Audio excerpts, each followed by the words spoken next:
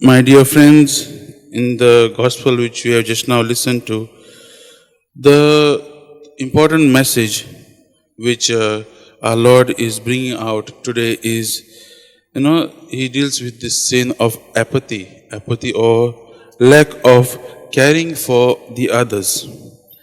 It is because, my dear friends, God is love, and uh, heaven is a place of love, and our journey is towards heaven. And if we don't have this caring towards others, then we will not enter heaven. In the message today, the gospel reading, the question we can ask is, or we can see is, is Jesus giving us a commandment to get rid of all our material possessions? And I would say the answer is no. And if the answer is no, then why is Jesus asking this young rich man who has come to ask him? Jesus is asking him to give everything and follow him. Although the Bible also, in the Bible also it is mentioned, Jesus had many rich friends, like for example Lazarus, Mary and Martha, who stayed in a very prosperous village or a place called Bethany. Then we have Nicodemus, a secret disciple of Jesus, who is also a wealthy Pharisee. Then we have Zacchaeus, the tax collector, who was converted by Jesus. No, he wanted to see Jesus, and Jesus saw him, and he got converted and gave up his possessions. He is a wealthy tax collector from Jericho also. And he did not insist that these people give up their riches, or that they don't give their this. He did not insist on them. But the question comes: was he really against the wealth? And that is what Jesus is trying to know. He's saying we know that Jesus does not oppose wealth. He does not oppose. Even in our church also, we have this one church document, Vatican II document, Gaudium et Spes, which says, that man has the right to accumulate a sufficient amount of world's resources in order to live a dignified life.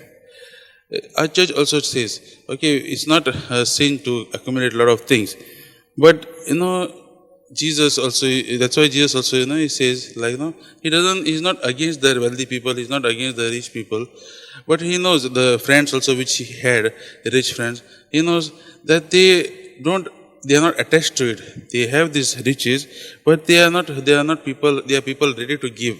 They are people ready to offer all those people who are in need of. And that is why he is not against that, Jesus.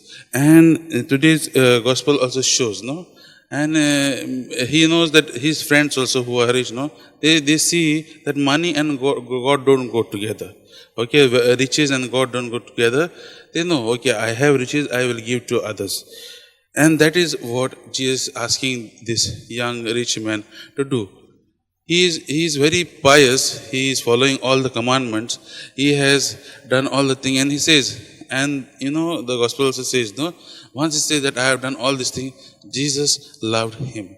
Jesus was impressed. You see, Jesus loved him.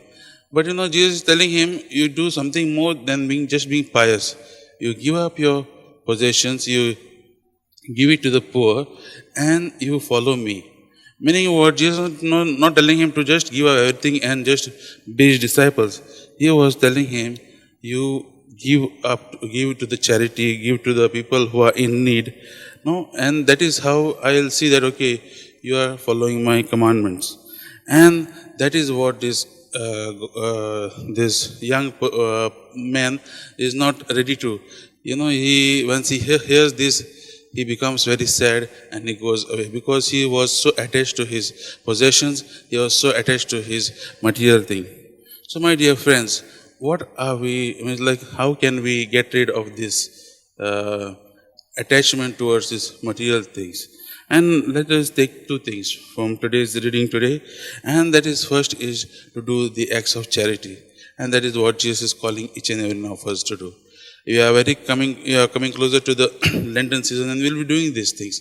So as we are doing, let us ask God to give us this grace, So, my dear friends, whenever we do something, we need to ask God's grace. We need to ask that with God, we are supposed to do these things. See, alone we will not be able to, and that is what the gospel also says today. With man, it is impossible, but with God, everything is possible. Even anything we have to do with God. Second is detachment. This young man was so attached that he was not ready to part. Today, let us be not attached to our possessions, but let us be attached to God.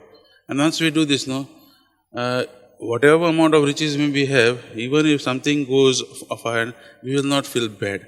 This young man, wanted to part away with anything, and that's why he was feeling bad. That's why he also felt that something was missing in his life, and that is why he says, he asks Jesus, "What must I do to inherit eternal life?" So he wanted to inherit everything. So let us not try to do that. Let us be detached from this, and let us be attached to God. My dear friends, as we are reflecting on this reading, let this be a prayer today, that we not get attached to our material possessions, that let God be our only possession, the only treasure which we gain, which we want to inherit, so that we may live a good life. With this, let us continue with our Eucharistic celebration.